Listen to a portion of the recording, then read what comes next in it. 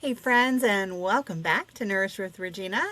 I'm Regina, your certified nutrition coach. I'm also a wife, a mama of four, a lover of food, and I believe that we can use food to heal and nourish our bodies. Today's episode, it might be a short one, but is one I wish someone had given me years ago, especially during the holidays. We're talking about holiday weight gain, why it's so misunderstood, mindset, and why it causes so much unnecessary stress. Mostly for women, but it's temporary, psychological, and not something to fear. If you've stepped on the scale this month and felt that gross feeling in the pit of your stomach or been disappointed in yourself, this episode's for you. So let me start by clearly stating you are not doing anything wrong. Most, especially women listening to this podcast, are in their mid-30s, 40s, and 50s. At this stage in our life, our bodies respond differently to stress, sleep disruption, travel, hormones, sodium, sugar, and even joy-filled indulgences. And I just want to pause here a minute, and I just want to remind you not to let your thoughts of food and healthy eating consume the joy of the holiday season and being with family. I've had a lot of time and reasons over the last week or so to really think about family and the people we love and care about and how precious the time is that we get to spend with them, and that we want to be fully present in those moments, and that we want to celebrate and enjoy things and be joyful around this time of year when we get to spend time with the people that we love most. It's so important. For years, I used to panic during the holidays. Every extra pound felt like a failure.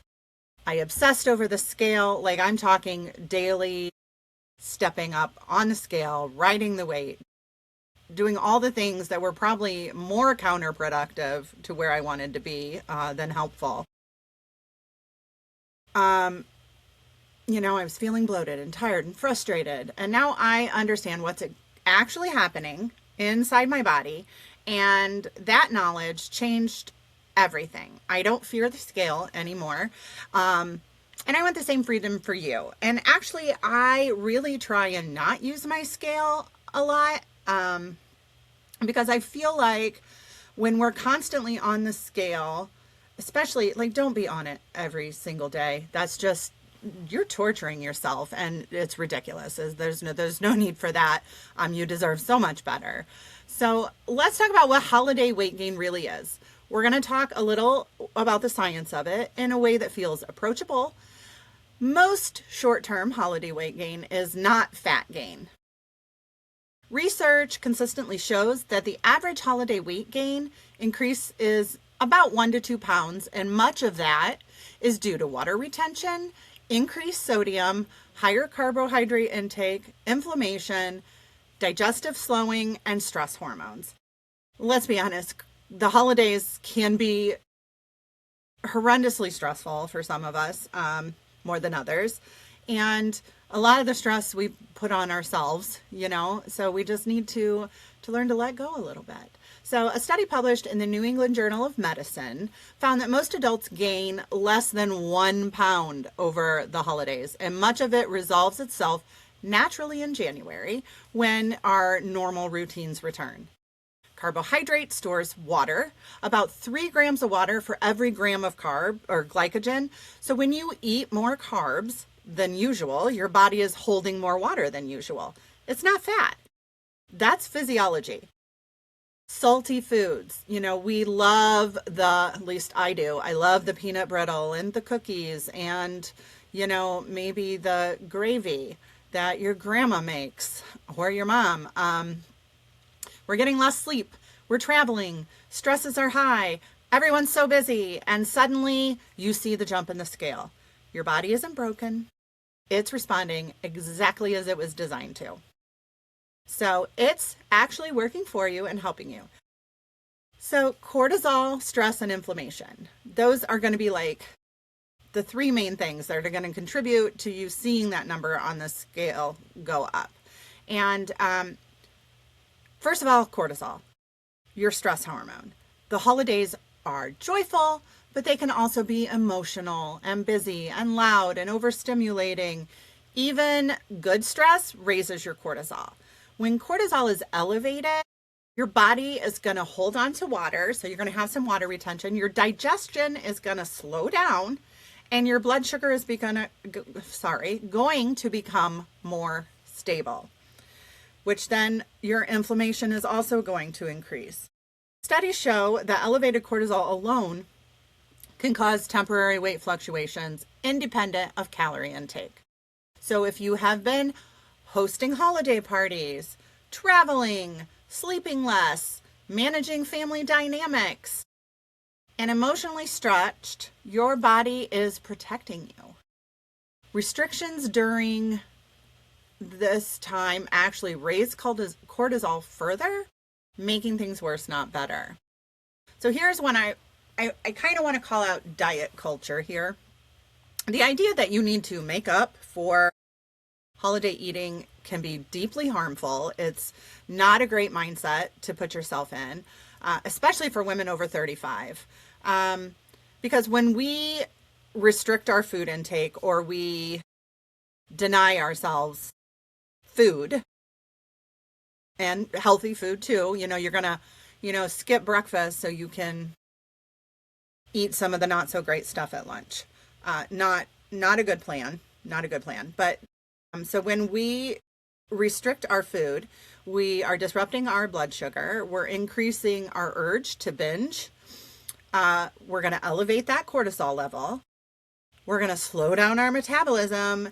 And then it also damages trust that you have with your body. So research from the American Journal of Clinical Nutrition shows that repeated cycles of restriction and overeating increases inflammation and metabolic stress over time.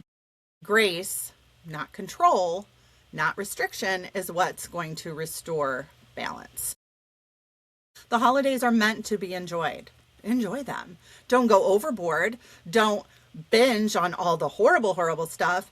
But there is a fine medium in between that. And if you haven't listened to last week's episode, I would suggest you do that before we hit the holiday parties, because there's some great tips and tricks in that one about how to enjoy the holidays without feeling guilty about it. So we're gonna hit this holiday with a gentler, smarter approach probably than we've thought about in the past. And this is what I personally do, and I highly recommend it. This is what I teach my coaching clients.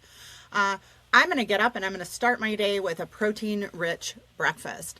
Not to restrict later, but to stabilize my blood sugar first thing in the morning.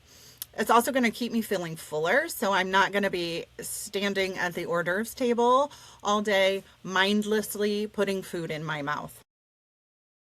At meals, I'm going to aim for protein, vegetables, and enjoyment.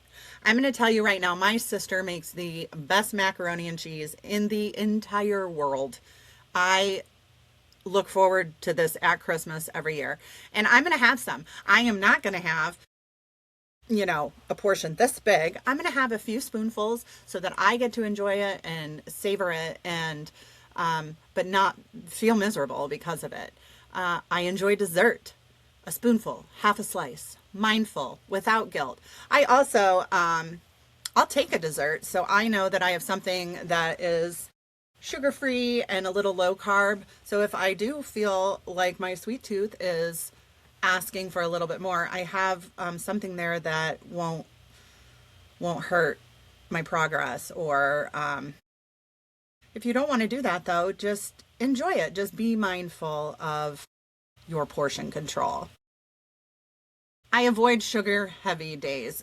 Actually, since I've been sugar-free for about 7 years now, a lot of sugar makes me actually feel sick to my stomach. So this part for me isn't as difficult anymore, but I do try and avoid those sugar-heavy days. I bring, like I said, the healthier desserts or nutrient packed sides to gatherings, not to be perfect, but to support my body and my needs and what I need. And if I can share that with other people, that just makes it better. So most importantly, I stop when I'm full. Don't stuff yourself. One, you're going to feel miserable. You're going to get tired. You're going to just feel like you've had too much too quick, and you're going to get that bloated, gross feeling. And then you have trouble enjoying the rest of your day. And nobody wants that. So just really be mindful and step away from the kitchen once in a while and go talk to your cousins or your aunts and, really just enjoy these gatherings. Your body is always listening. If you tell it, I'm in danger, I messed up, I need to fix this, it responds with stress. If you tell it, I'm safe, I'm nourished, I trust myself, it responds with balance. Healing happens when nourishment replaces stress and punishment. We should love our bodies. They have done so much for us. My body has given birth to 3 children.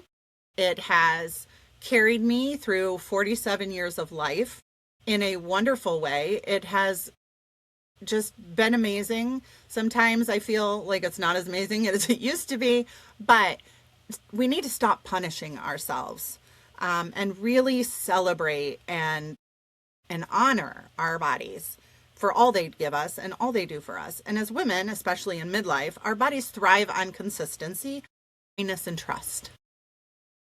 So it's kind of more of a brief episode this week with the holiday and everything, but I just wanted to give you this little bit of encouragement today. Next week, on our final episode of 2025, and it's a beautiful one, we are going to talk about goals. The title is New Year Nourished, How to Set Health Goals Without Diet Culture. Again, we're not going to punish ourselves into the new year, but we are going to learn to nourish and feed our bodies in a way that respects our bodies, heals our bodies, and gets the most out of everything we eat. And I'm so excited to start 2026 with you. We're going to talk about habit stacking, gentle nutrition, blood sugar stability, small daily wins, setting goals, sustainable change, not resolutions rooted in shame that we're gonna stop doing 1 month into the new year. So if you've ever wanted to start the year feeling grounded instead of pressured, this episode's for you. As we wrap up today, I just want to leave you with this. You are not behind. You are not failing. You are not broken. Your body is wise. It is resilient, and it responds beautifully to grace.